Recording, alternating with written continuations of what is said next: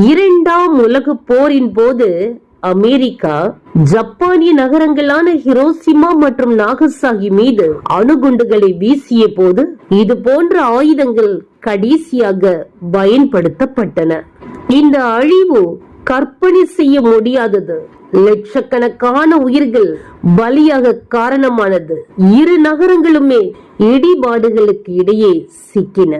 குண்டு வெடிப்புகள் பற்றிய போருக்கு பிந்தைய அறிக்கைகள் வெளிச்சத்திற்கு வந்தபோது உலக நாடுகளே அதிர்ச்சி அடைந்தன. அதீத கதிர்வீச்சின் காரணமாக கிட்டத்தட்ட அனைத்து உயிரினங்களும் அழிந்ததாக அறிவிக்கப்பட்டது. எனினும் கரப்பான் பூச்சிகள் மட்டும் இந்த அணுகுண்டு தாக்குதலில் இருந்து தப்பியதாக கண்டுபிடிக்கப்பட்டது.